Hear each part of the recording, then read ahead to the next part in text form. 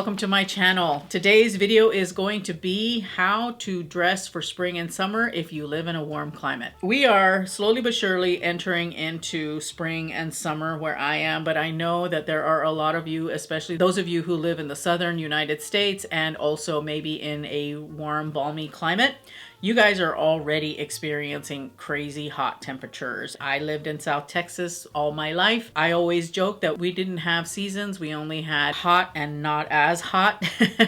Living in Texas and South Texas where it was very humid, I totally empathize with having to deal with that warm, sticky climate. And I know the further south and east you go, the worse it gets. I always get requests for this type of video with every season. This is the spring summer version. What I will say about spring is that it is way more temperamental than fall. It varies a lot and I get it. Spring is really hard to predict. But that is why I think that the very top, the very first rule of thumb is wearing light layers. You don't want to wear any thick layers because it could be too warm for those layers. That right there is definitely something that you want to do because you're outside, it's hot, it's humid, and then you go inside to an air-conditioned building and it's freezing in there, and so you always want to have your layers with you just in case you are in that situation. If you are new to my channel, my name is Aurelia. Welcome. The content that I post here is all around style and fashion for the plus size woman. As a personal stylist, I firmly believe that life is way too short to live without style. My goal here on my channel is to help you to be your best self through fashion and style because how you show up truly matters. I post 3 times a week, so if my content resonates with you, make sure to hit the subscribe button and the notification bell, become a part of the family, and that way you don't miss anything here on my channel. All right, so moving along. Now that I've said my piece about layering, let's talk about a few other points, starting with wearing lightweight, breathable fabrics. You don't want to wear synthetic fabrics in the spring and summer months because they do not breathe very well. As a matter of fact, they will trap heat against your body and you will be miserable and sticky and itchy and very uncomfortable. So you want to stay away from any kind of synthetic fibers if you can. Hey, it's Editing Aurelia here, and I just wanted to insert really briefly that I don't want to make it seem like you shouldn't wear any synthetic fibers at all. There are some synthetic fibers out there that are breathable and comfortable and lightweight. So I just wanted to insert that. Again, did not want to make it seem like you absolutely cannot wear synthetic fibers. You should be looking for synthetic fibers that are lightweight, that are breathable. As a matter of fact, the dress that I'm wearing is a spring dress and it is made of a polyester mesh and it is really nice and comfortable and cool.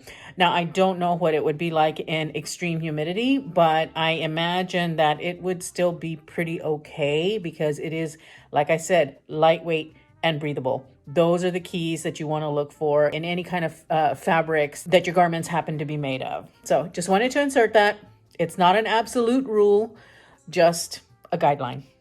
That said, you want to be sure that you're wearing lightweight, breathable fabrics that allow for airflow. You're going to hear airflow throughout this entire video because when it comes to dressing for warm climates, whether it's a warm, humid climate or a warm, dry climate, but especially a warm, humid climate, you want to be sure that the fabrics that you're wearing are able to breathe, that air is able to flow in and out of those fabrics because the moisture that you have on your skin, aka sweat, your sweat will not be able to evaporate unless you're wearing something in a natural fiber that will help to facilitate that evaporation. In a warm, dry climate, you still want to have breathability and all of that, but because you don't have the humidity hanging around in the air, it allows your sweat to evaporate a lot more quickly and efficiently versus when you are in a humid climate, when you've got a lot of moisture in the air and your body is trying to release moisture, but the air is already pretty close to saturated.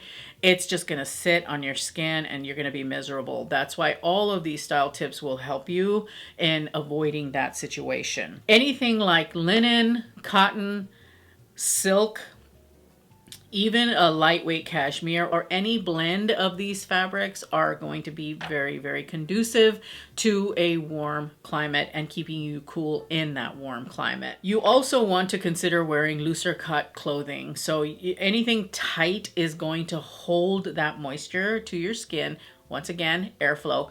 You want to have looser cuts so that you have that flow of air going through. So bigger skirts, dresses with flowy skirts or flowy sleeves, things like that you want to have, because like I said, you have to have that airflow. You have to have that ability for your skin to breathe, for air to get up and under things and air things out.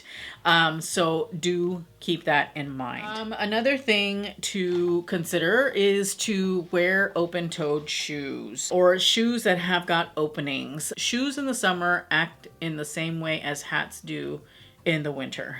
What I mean by that is that you wear a hat so that you heat the blood up in your head and it stays warmer as it travels through your body. And when it gets to your feet, you're not going to have cold feet. So that's why they always recommend wearing a hat during the winter, because it traps that heat. The same holds true for sandals and things like that. When you're wearing closed shoes, your feet are hot, they're sweating, they're not allowing that heat to escape out. So it's staying inside of your body and it makes you warm and uncomfortable. There are certain jobs where you absolutely have to wear closed shoes, very formal corporate type jobs, you cannot wear open shoes. So that's something to consider. But if you're in an air conditioned building, it's not going to really make a difference. I'm talking about if you're just out and about. Wearing sandals or wearing mules are good ideas because they allow your extremities to breathe. Have you ever been in bed at night and you get warm and you stick your foot out from under the covers and it immediately cools you down? Well, that's because the heat is escaping out of your extremities. And same applies for shoes. If you have that heat escaping out of your extremities, then you're going to be a lot cooler. You might want to consider style elements like necklines, having a really open squared neckline, or sleeveless or spaghetti strap clothing. If you don't like baring your arms because they are thick, you can always wear dresses or shirts that have got cutouts in the sleeves that allow air to flow through. Any kind of style elements like that with a skirt, if it's got a nice slit, that's also going to help. All of those little style elements are things to consider when you're looking at what you should be wearing in a warm climate. As far as trying to detract heat from you, I would say wear light colors in the warmer months. That's why white becomes so central during the summer months. Dark fabrics, as you may well know, will absorb light, and light is energy, aka heat.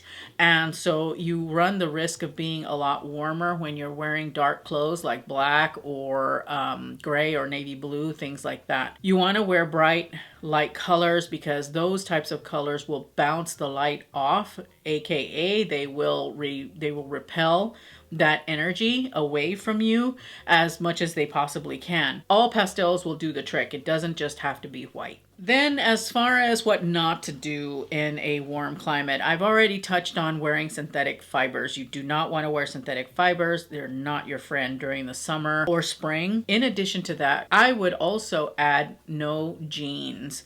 When I lived in South Texas, which was a pretty humid climate, I never wore jeans during the summer because they cling and they're thick and they don't breathe well necessarily, and I would always feel very uncomfortable and I would end up with what I call swamp ass. Your butt gets all sweaty. You want to have that breathability, and jeans don't necessarily allow for that. What I would do though, instead of wearing jeans, I would wear denim skirts. Denim skirts are a great alternative if you enjoy wearing jeans but don't want to be super duper hot and sticky during the summer. Ideally, you'd want a denim skirt that's a little bit more flowy or as an A-line, something that goes away from the skin. But denim pencil skirts work as well. Just you might be a little bit warmer in those than you would be in something that's a little bit looser or has more flow to it. But those are an excellent alternative to wearing jeans. And I've got a few different styles of denim skirt that I really, really love. My favorite being a fuller denim skirt because it does allow for that air to flow through. But you get the look and feel of jeans. You just don't get the hot and sweaty butt that you would get with a pair of jeans. That's some of what I have that I can share with you. If there are other tips to dressing in warmer climates, please put them in the comments down below. We're a community here, and I know that people read comments, and hopefully maybe your suggestion could help them. I will have another video for you here in case you have missed it. Thank you as always for spending a few minutes of your day with me. I truly appreciate it. Remember to live your life filled with confidence, grace, and style. I will see you in my next upload. Bye.